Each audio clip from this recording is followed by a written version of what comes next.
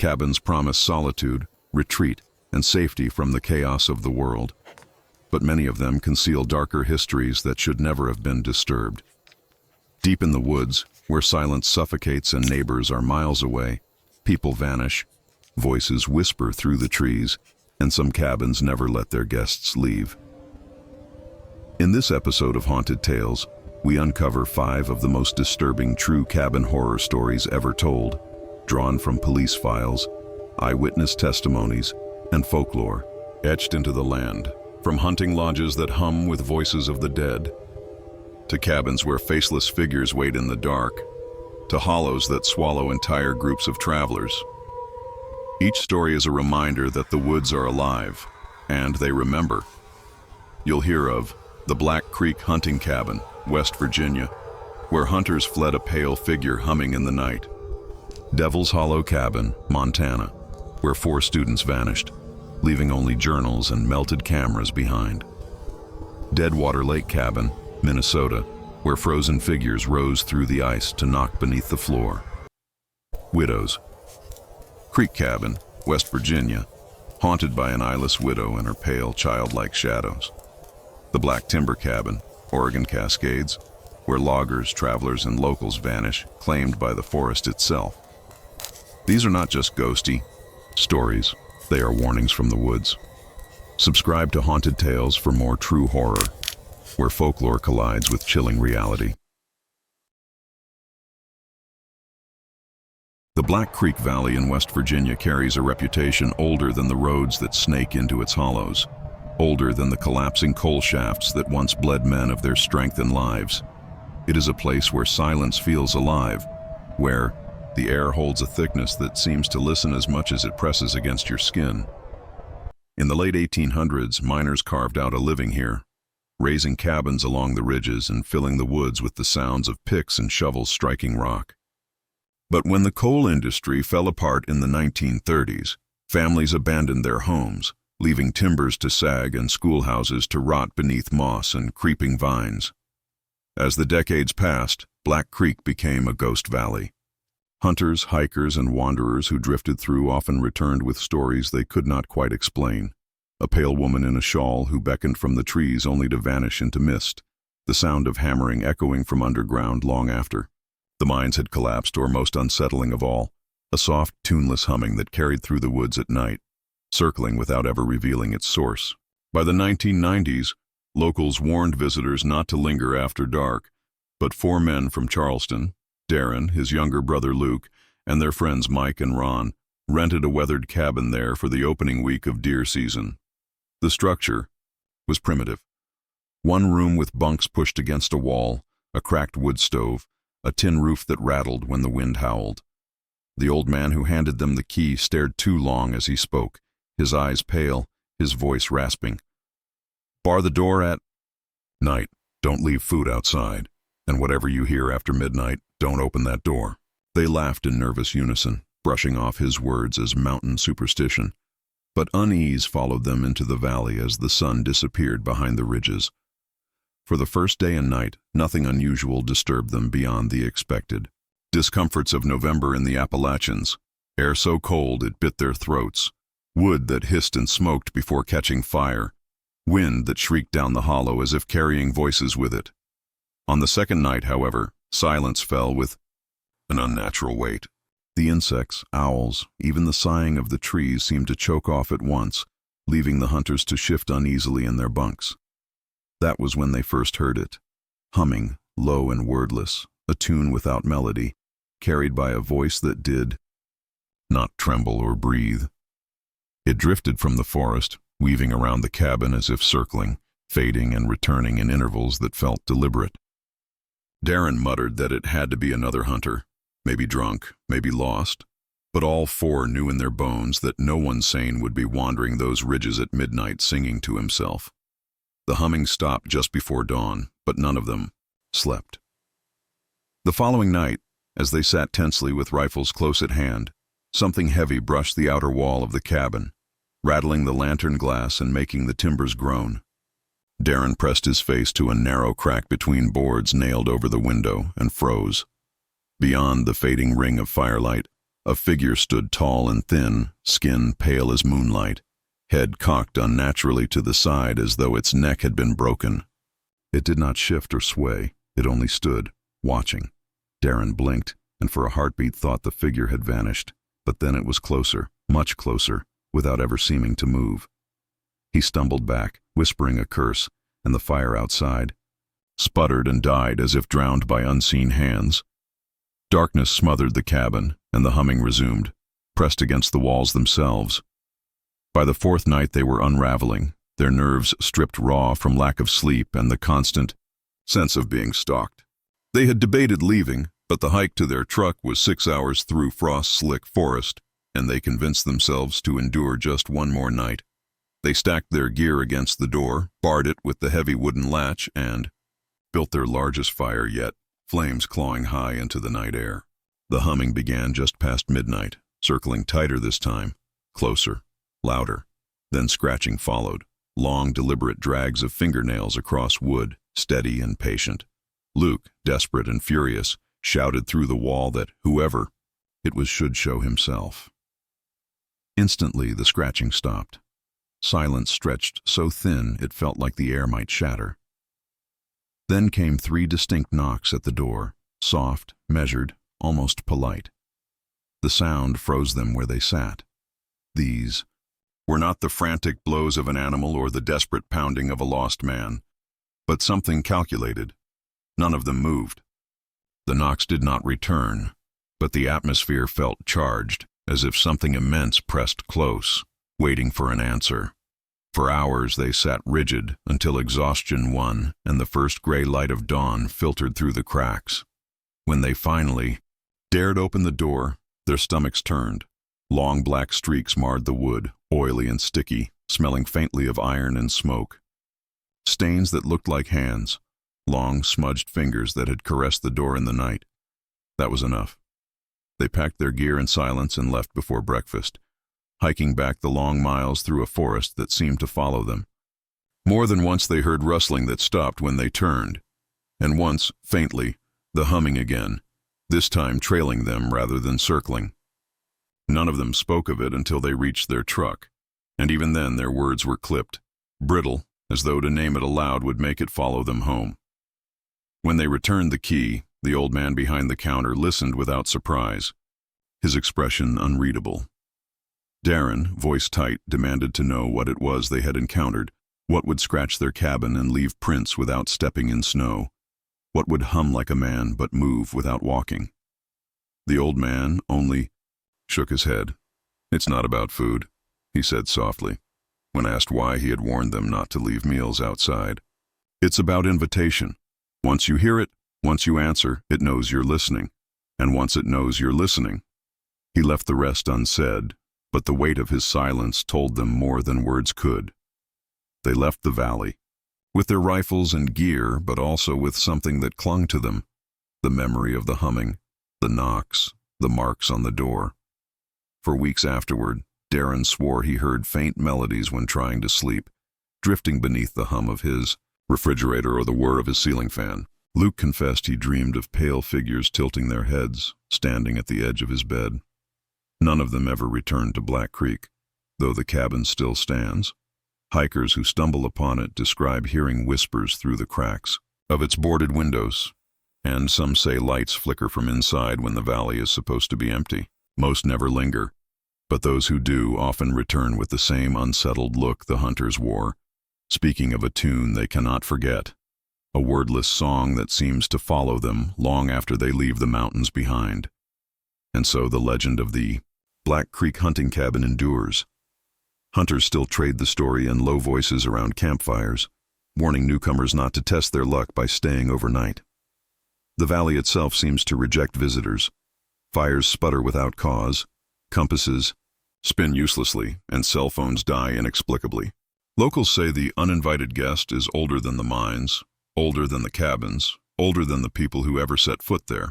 They say it has no face, only the mask of one, stretched pale and thin, and that its song is a lure, a way of marking those who acknowledge it. Whether it is spirit, demon, or something born from the grief of the land, no one knows. But the warnings remain. Bar the door, Ignore the sounds, do not invite it in. And still, on certain November nights, the humming drifts from the hollow. Some hikers freeze, recognizing the melody without ever having heard it before, as though it were lodged in memory all along.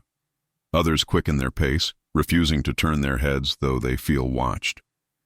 A few vanish without a trace, their names added to the long roll of disappearances whispered about in the county. The cabin rots a little more with each passing year, its roof sagging, its timbers damp with moss, but it is never fully reclaimed by the forest. Perhaps the woods themselves fear it, or perhaps they too are listening to the song that never ends, waiting for the next person foolish enough to stop, to hear, and to let it in. They call it Devil's Hollow, a scar in the Bitterroot Mountains of western Montana, where the pines grow thicker than anywhere else, and daylight seems to sink before it can reach the ground. Even the air there feels wrong, colder and heavier than the ridges around it, as if the hollow itself resents intruders. The Blackfoot people had long avoided the place, passing down warnings of a shadow being they called the Skitayan, a singer without a mouth that could take on the voices of loved ones and lure hunters off the trails. White settlers came in the 1870s, cutting rough wagon paths into the mountains, but they too learned quickly to give Devil's Hollow a wide berth. Horses balked at its tree line, refusing to enter, and cattle driven near it grew sick or vanished into the trees without a sound. Stories spread of fires that would not burn, of tools misplaced only to be found days later hanging from high branches, of hunters who left their camps for a moment and never returned. In 1931, a logging company tried to establish a road directly into the hollow, hoping to harvest its dense stands of fir. For 3 weeks, progress went smoothly. Then accidents began. A man was crushed beneath a toppled tree, though his fellows sighed. Loggers swore no one had touched the saw. Another fell from a scaffold, screaming that something pulled him before he struck the ground. Within a month, 3 more men disappeared without a trace, their camps found intact, their rifles leaning against stumps as if they had simply stepped away. The company withdrew, abandoning both equipment and wages, leaving behind a scarred road that ended at the mouth of the hollow and nowhere else. The only permanent structure built within was a one-room cabin, raised in 1946 by Eli Thompson, a solitary trapper who claimed he could make his fortune on beaver pelts along the stream there. For 2 winters, Thompson wrote letters to his sister describing his success but also strange happenings. Voices outside his door, tools moved during the night, a constant low humming that seemed to follow him into his dreams. In January 1948, a fellow trapper found him dead in his bunk, eyes wide open, mouth frozen in a scream so deep it had cracked his lips. The coroner found no wounds, no poison, no explanation. The cabin was abandoned, its roof sagging under snow, its windows blank, until locals began to whisper that it was cursed. By the 1980s, it was a rite of passage for teenagers to dare one another to touch its door after dark. And yet, in 2007, 4 graduate students from the University of Montana decided to spend 3 nights there, determined to document the legend, with cameras, journals, and a confidence that science could explain anything. They walked into Devil's Hollow laughing, but the laughter didn't last past sunset. The cabin itself was little more than 4 walls of gray, weather-beaten logs, a sagging roof patched with rusted tin, and a stone hearth crumbling at the edges. The students, Sarah, Daniel, Chris, and Leah, set up their sleeping bags inside and unpacked an array of cameras, digital recorders, and notebooks. Their goal was to capture evidence of folklore in action, to show that so-called hauntings were no more than the human mind twisting natural sounds and shadows. The first night seemed to support their thesis. Their lanterns threw weak halos against the damp logs, and the air smelled of pine and ash. Outside, the forest creaked in the wind, and the stream murmured faintly somewhere beyond the trees. Yet as midnight passed, the woods fell silent in a way none of them had experienced before. It wasn't the normal quiet of night. It was suffocating, as though sound itself had been swallowed. They joked nervously, but Sarah insisted on checking her recorder. When she played it back, a faint thread of whispers spilled out, so low it almost blended with the crackle of the lantern flame. None of them had spoken during that segment. They replayed it again and again, until the whispers seemed to form her name. Sarah. Sarah. Drawn out in a lilting, almost melodic tone. Chris argued it was interference, maybe radio static, bleeding in. But Leah pointed out that the hollow was miles from the nearest signal. Their unease deepened when Daniel went outside to gather more firewood and returned pale, insisting he had heard someone humming in the tree line. Not singing, not whistling, just a low, wordless hum, as though someone were breathing through a closed mouth. They dismissed it as his imagination, yet none of them slept that night, each lying stiff in their bags, ears straining against the silence. By dawn, they were exhausted, irritable, and less certain of their experiment. On the second day, the temperature dropped sharply. Frost clung to the inside of the windows, and no matter how much wood they burned, the fire refused to hold. Sarah noted the smell by mid-afternoon, metallic, acrid, like hot iron mixed with rotting meat. It seeped through the cabin, making their stomachs turn. They searched for its source, crawling beneath bunks and peering into the hearth. But nothing explained it.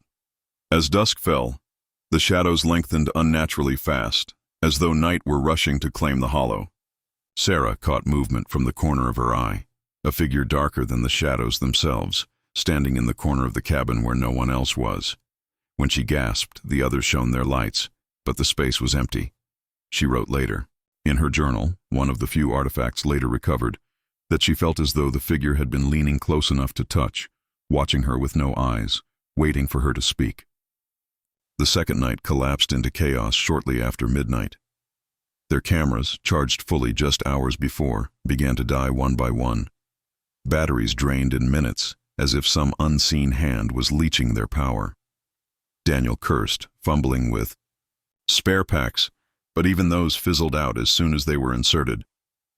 Leah's recorder clicked into silence with a flat beep, and the lantern flame shrank to a trembling blue glow.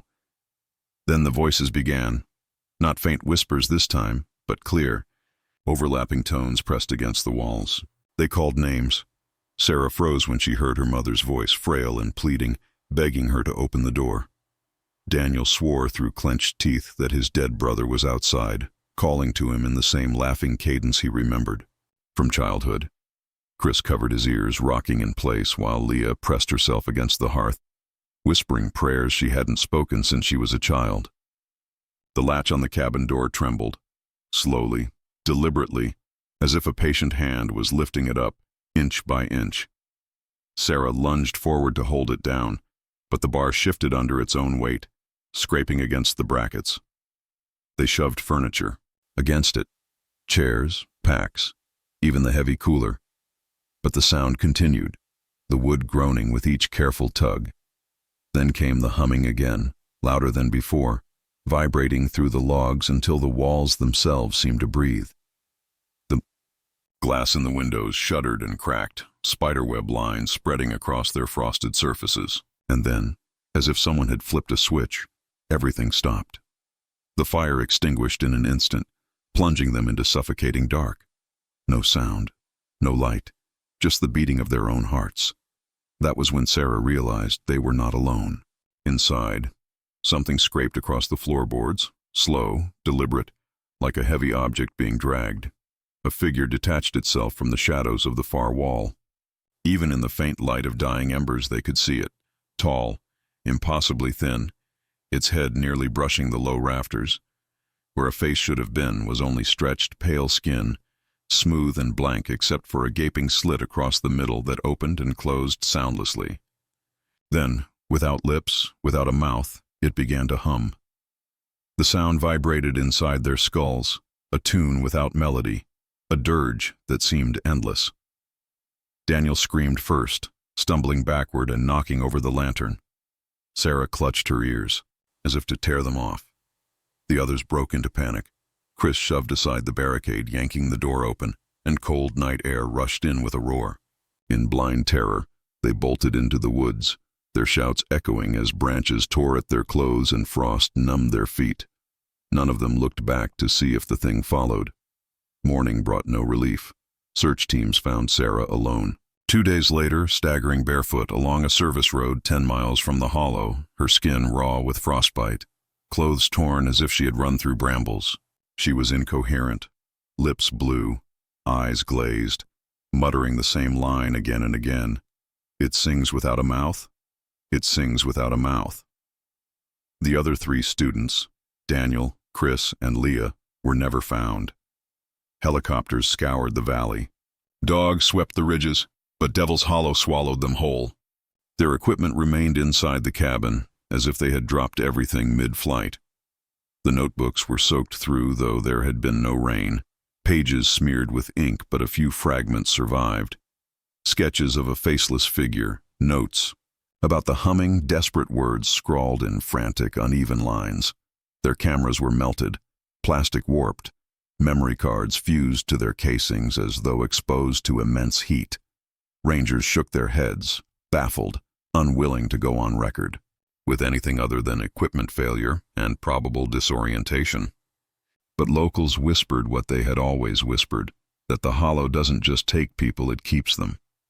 Sarah was institutionalized after weeks of treatment, her mind never recovering. Even sedated, she would hum at night, the same low, tuneless vibration her friends had described before vanishing. Nurses claimed the sound made light bulbs flicker and left an aftertaste of iron in the air. Northern Minnesota is a land carved by ice, where winter lingers deep into spring and lakes freeze so solid you can drive trucks across them. Among the hundreds of lakes scattered across St. Louis County lies one that locals call Deadwater Lake. Though maps list it by another name, Deadwater is small, surrounded by black spruce and tamarack, the shoreline jagged and half-choked by cattails. In the late 1800s, a small Finnish immigrant community tried to settle along its banks, drawn by rich timber and fish. They built a handful of cabins, a sawmill, and a one-room church. But the settlement lasted only 3 years. Letters from that period speak of strange lights rising from the frozen lake at night, sounds of weeping carrying across the ice, and sudden storms that would trap fishermen until they froze to death yards from shore. One winter, an entire family was found, dead in their cabin, huddled together beneath blankets, though the fire was still burning in the stove. Their eyes were open, lips blue, faces contorted in terror. Survivors abandoned Deadwater after that, and the forest reclaimed most of their homes. Only one cabin remained standing, its logs warped and covered with lichen, roof bowed under decades of snow. For a century it rotted in silence until modern hikers began to stumble upon it, leaving uneasy accounts of whispers on the lake and footprints that appeared overnight across the ice, circling the cabin. In 2015, 2 cousins from Duluth, Ethan and Mark, decided to spend a long weekend there in late November. They were both experienced outdoorsmen, proud of their resilience, eager to test themselves in the kind of cold their grandparents had endured. Armed with supplies, a kerosene heater, and a video camera to document the trip, they skied across the frozen lake to the cabin. The ice was solid beneath them, groaning faintly with the strain of their weight. By the time they arrived, night had fallen, and the cabin stood black and silent against the tree line. Inside, they found the remains of old furniture, warped bunks, and a broken stove. They lit lanterns, unpacked their gear, and joked into the camera about surviving a night in Minnesota's most haunted cabin. Their laughter echoed strangely, as if the walls threw it back at them out of sync. The cold pressed in immediately. No matter how high they set the heater, the air clung with a damp chill, heavy enough that their breath hung in thick plumes. It was the first sign that something in Deadwater Lake did not want them warm. The first night brought little rest. Ethan woke to a faint tapping, rhythmic and steady, like knuckles against glass. He nudged Mark awake, and together they listened. The sound came from beneath the floor, beneath the frozen lake itself, as though someone were knocking from under the ice. They tried to dismiss it as shifting currents, but the tapping continued for nearly an hour, perfectly measured. The next morning they found boot prints in the snow outside the cabin, prints that led from the tree line to the frozen lake and then stopped abruptly in the middle, as if the person had sunk straight through. The cousins exchanged nervous glances, but pressed on, recording everything with their camera. That afternoon, the sky turned an eerie yellow-gray, and the wind howled across the ice like a chorus of voices. The heater sputtered, flames flickering weakly, though its tank was full. As night deepened, the temperature dropped so sharply their water bottles froze solid indoors. Then came the voices. At first faint, distant, echoing across the lake. They rose and fell like cries carried on the wind, overlapping until they almost formed words. Mark swore he heard his mother calling his name, though she was hundreds of miles away. Ethan admitted later in a frantic whisper that he had heard his own name as well, stretched and drawn like it was being sung. They pressed against the window, staring out into the snow. Shapes moved across the ice, pale human figures staggering slowly, their outlines blurred by drifting frost. The lantern flickered, and when it steadied, the shapes had vanished. They tried to rationalize, to cling to logic, but dread settled in with the cold. The cousins argued quietly about leaving, but the storm outside was brutal, and the lake moaned, beneath waves of pressure. Escape seemed impossible until morning. At midnight, the knocking returned, harder this time, shaking the cabin's floorboards. Each blow rattled their teeth. Ethan pressed the recorder to the floor, capturing the deep, resonant thuds, but when they played it back, there was no sound. Only silence, punctuated by faint weeping in the background. Their fear peaked when Mark swore he saw frost forming. On the inside of the window, not from the cold, but in the shape of a hand pressed against the glass. They didn't sleep. They only waited for dawn, clinging to their rifles and praying the ice held. The third day brought no relief. The storm had buried the lake in white, swallowing all landmarks, leaving only endless drifts. The cousins tried to ski toward shore but found themselves circling back to the same spot, the cabin always reappearing ahead of them, no matter which direction they chose. Disoriented, freezing, and terrified, they retreated inside. That night, the cabin became a trap. The heater refused to light at all, their food froze solid, and the air filled with the stench of brine and rot, as if the lake itself had seeped through the cracks. Then the singing began. It was not the wind. It was structured, rising and falling in an unnatural melody. Ethan described it in the last journal entry as a choir trapped beneath the ice.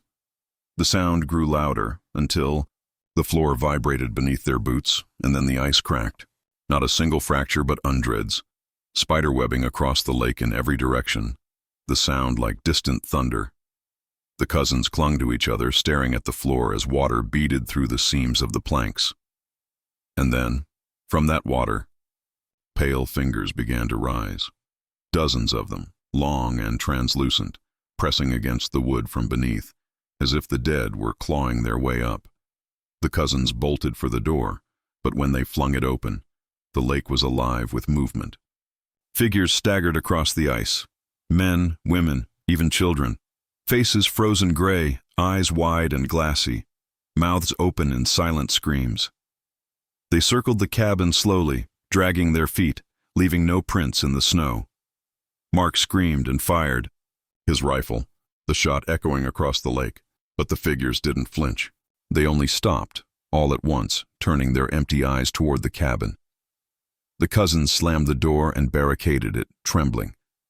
The journal ended there, with one final line scrawled in jagged handwriting. They're waiting for the ice to break. What happened after that remains uncertain. When rescuers arrived a week later, summoned by relatives who had lost contact, they found the cabin standing but empty. The heater was smashed, the stove overturned, the bunks shredded, as if in a frenzy. Blood stained the floor, thin trails leading to the door, but no bodies were ever recovered. Their camera lay in the snow outside, lens cracked, but the footage survived. Investigators described it only vaguely. Distorted images of the cousins, huddled together, lantern light flickering, their breath fogging thick in the air. At one point, Ethan pressed his face close to the camera, whispering, "It's under the ice. It's under the ice." The screen shook violently, the lens frosting over, and then the video ended in static. Locals claim the cousins had joined the others, swallowed by Deadwater Lake, their souls trapped beneath the frozen surface. To this day, hikers report strange phenomena near the cabin, the sound of knocking beneath their boots, frost forming, handprints on glass, and the sight of pale figures moving across the lake at night. Rangers refuse to patrol the area after dark, citing unpredictable ice conditions. But off the record, they admit that the number of missing hikers around Deadwater is unusually high. Some believe the lake feeds on those who acknowledge it, that every time someone listens to the knocking or answers the voices, it grows stronger. The cabin still stands, half buried by snowdrifts, windows gaping like blind eyes over the frozen expanse. On moonless nights, the wind carries a sound across Deadwater, low, harmonic, impossible to mistake for anything natural. Some say it is the choir Ethan described. Others claim it is the lake itself singing for the next victim. And still, boot prints appear on the ice each winter, leading out from the tree line, halting halfway across, then vanishing into nothing. No one has ever seen who makes them, and no one who follows them ever comes back. Deep in the Monongahela National Forest of West Virginia lies a stretch of wilderness locals call Widow's Creek, a place avoided even by seasoned hunters. The creek runs black, fed by underground springs that gurgle like whispers in the dark. Old maps from the 1800s mark it as a settlement site for a handful of homesteaders, but the records are vague, and by the 1850s, the land was abandoned. Local folklore explains why. The widow's curse. As the story goes, a woman named Margaret Harlow lost her husband to a timber accident in 1849. Isolated and grief-stricken, she remained in her cabin with her 3 children, refusing aid from neighbors. When a harsh winter struck, no one saw her for weeks. Come spring, hunters discovered the family dead inside, Margaret's body seated in a rocking chair, her children arranged in their beds, all of them withered but strangely preserved, as though the cold had held them in a grip tighter than death. Their eyes were missing, sockets clean and dry, with no sign of animal disturbance. Locals swore Margaret had struck a deal with something in the woods, offering her family's eyes for eternal life, but the bargain had failed. Afterward, her cabin was left to rot, a gray skeleton on the creek's edge. Yet by the 1920s, hikers began reporting strange encounters there, lantern lights swaying between the trees, the sound of a rocking chair creaking in an otherwise silent forest, and a woman's voice humming lullabies no one recognized. In 1998, a pair of brothers from Charleston, avid campers, decided to spend a weekend exploring Widow's Creek and its infamous cabin. Their names were Thomas and Ryan Keller, men in their 30s, confident outdoorsmen who laughed at ghost stories. They parked their truck miles away and hiked into the hollow, the trail narrowing until brambles clawed at their clothes. By dusk, the cabin emerged between skeletal oaks, its roof bowed, chimney cracked, but still standing after more than a century. The men built a fire in its hearth, unpacked their gear, and joked into a camcorder about surviving a night with the widow. Their laughter filled the dark hollow, but as night settled, the forest swallowed all sound. Even the creek rushing outside seemed to fall silent, as if the land itself was holding its breath. The first night, Thomas woke to the creak of wood. It was faint at first, then rhythmic, like the slow back and forth of a rocking chair. He thought Ryan had risen, but when he sat up, his brother was still asleep, curled in his bag. The sound came from the corner of the room, where a shadow pooled darker than the rest.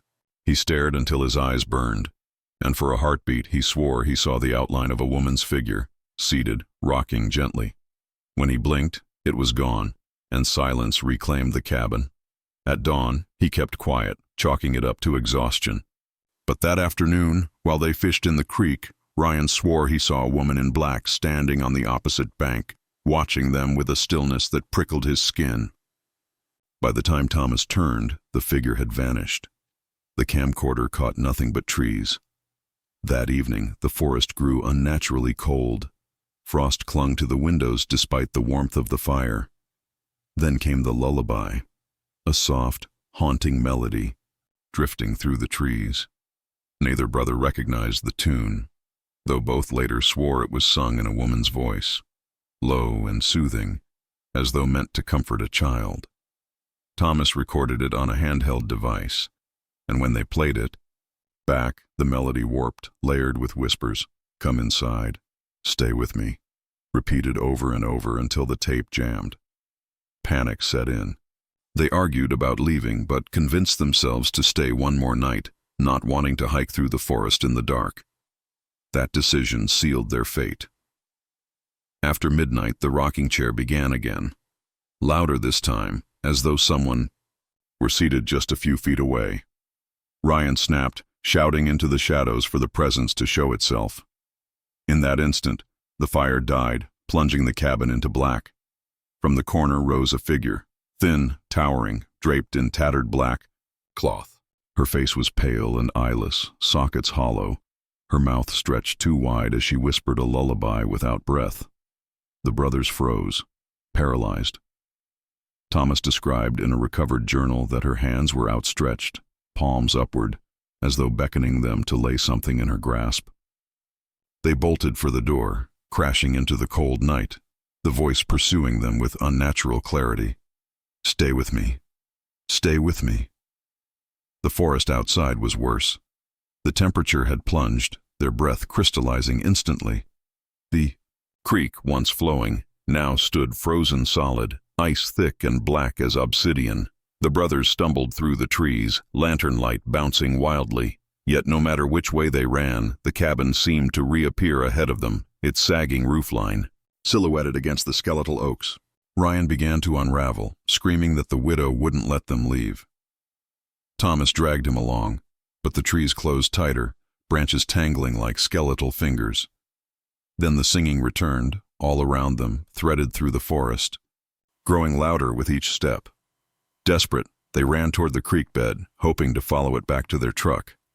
But when they reached the bank, they found footprints pressed into the frost. Bare feet, small, childlike, leading toward the cabin. Thomas insisted they weren't there before.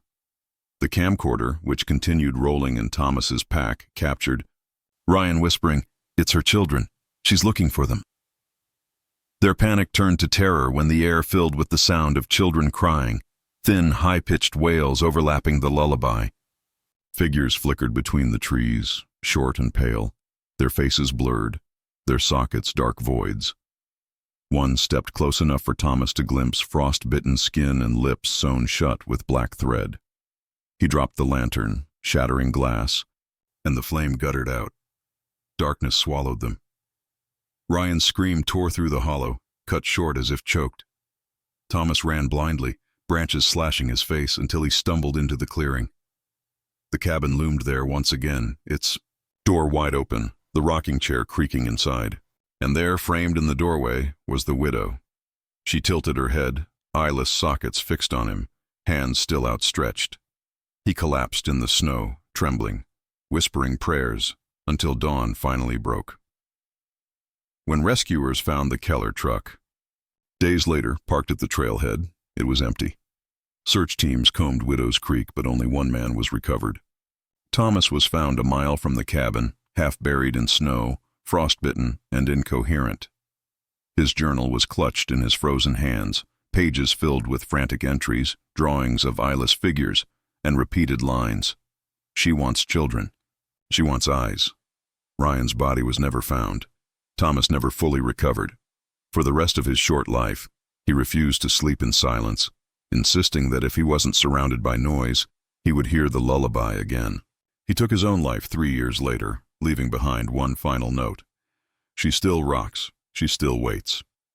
The widow's cabin remains, sagging deeper into the earth with each winter, but the legends persist. Hikers claim that at dusk, when the wind cuts through the hollow, they can hear the creak of a rocking chair echoing across the creek. Hunters swear they've seen pale children watching from the tree line, their lips stitched shut. And every few years someone vanishes in that valley.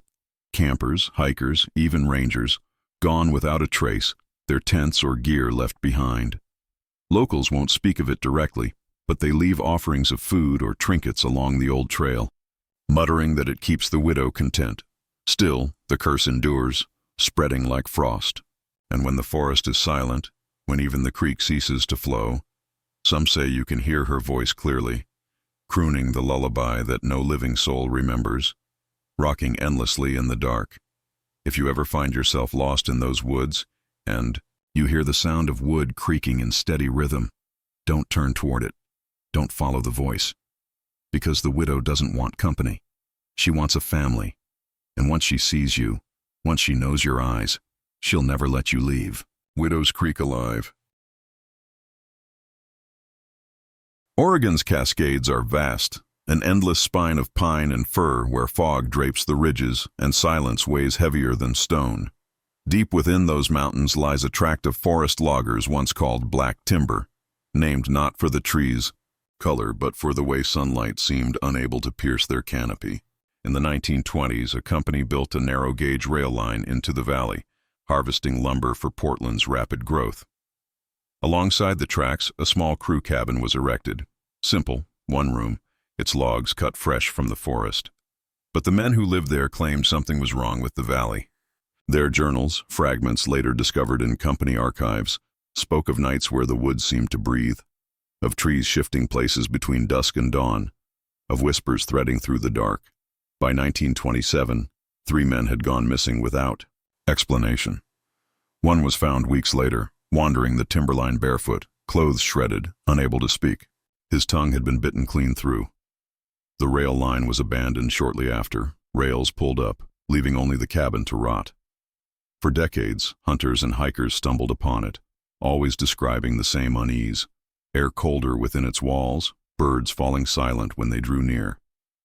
By the 1970s, it had gained a reputation as cursed ground. Locals claimed the forest itself was alive, feeding on those who lingered. In 2011, 4 friends from Salem, college students chasing a thrill, decided to test the legend. Their names were Michael, Jenna, Luis, and Amber. They packed cameras, camping gear, and cheap whiskey, laughing off warnings from an old gas station clerk who muttered that the black timber doesn't give back what it takes. By late afternoon, they reached the cabin, its roof sagging, windows punched out like blind eyes. The forest pressed close, branches interlacing overhead, shutting out the sky. Inside, they found carvings etched deep into the logs, strange runes, jagged spirals, names scratched by trembling hands. The air smelled of resin and something else, metallic like old blood. They set their packs down, opened beers, and toasted to surviving the night. Their laughter rang hollow against the timber walls. As dusk fell, the forest exhaled, and the silence that followed was absolute. Paragraph 2, 450 words. The first disturbance came just after midnight. Jenna awoke to the sound of scratching, faint but steady, like nails dragging across wood. She sat up, scanning the dark cabin, but the others slept. The scratching grew louder, circling the walls, always just beyond the lantern's reach. Heidi shook Michael awake, and together they listened. The sound stopped the moment they spoke. They tried to laugh it off, but when dawn came, they discovered fresh gouges across the inside logs, long, parallel claw marks etched deep into the wood. Luis joked about bears, but his voice wavered. That day, they hiked the valley, filming everything for their documentary project. Yet every direction looked the same: endless black timber, trunks thick and close, branches knitting above. They marked trees with tape, but when they looped back, the markings were gone. By evening, frustration had soured into dread. Returning to the cabin, they found the door ajar, though they'd locked it. Inside, their gear was scattered, journals shredded, and the runes carved deeper, as though the wood itself had grown new, symbols in their absence. The fire refused to catch that night. Smoke choked the room, and the temperature dropped until frost coated the inside of the windows.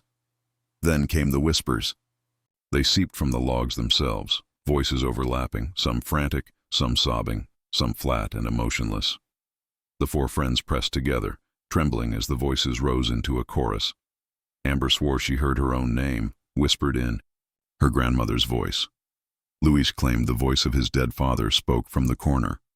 Michael's camcorder caught none of it, only silence. Then, from the darkness beyond the broken window, came a sound they all heard.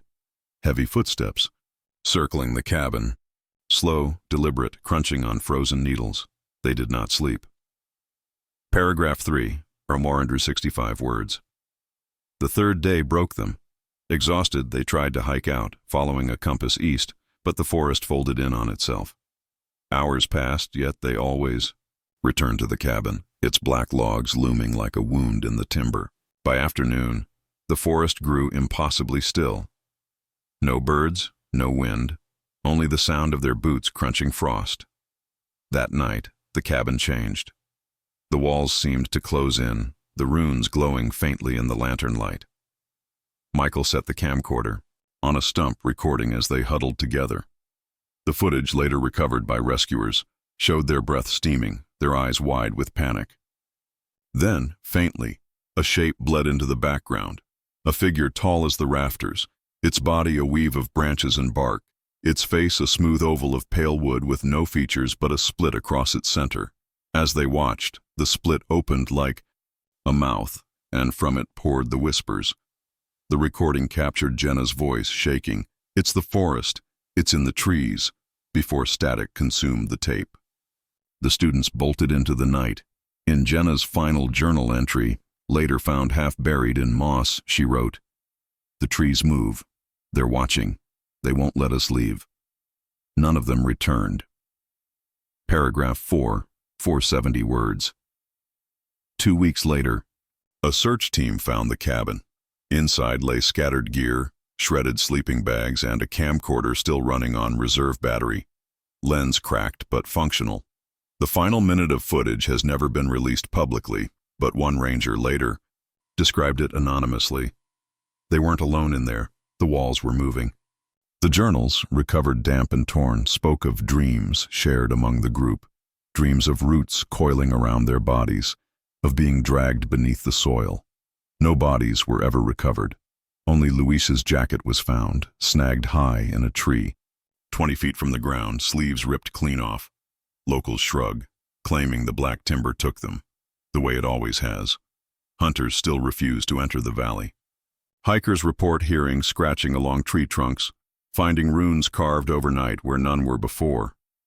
Some speak of figures glimpsed between the boles, tall and wooden, bending where no man should bend. The cabin still stands, though each year it sinks deeper into the moss, its runes darker, sharper, as if the wood itself remembers every soul it has claimed. And when night falls, the silence spreads for miles, pressing against the ears until all you can hear is the faint rasp of nails against bark. Some say the black timber grows stronger with every life it swallows, its forest body stretching, rooting, deeper. Others whisper that the cabin is its heart, that those who step inside are already claimed. Whatever the truth, the valley remains empty, save for the cabin, waiting. And if you ever wander there and the forest goes quiet, remember, silence in black timber is not peace, it is hunger.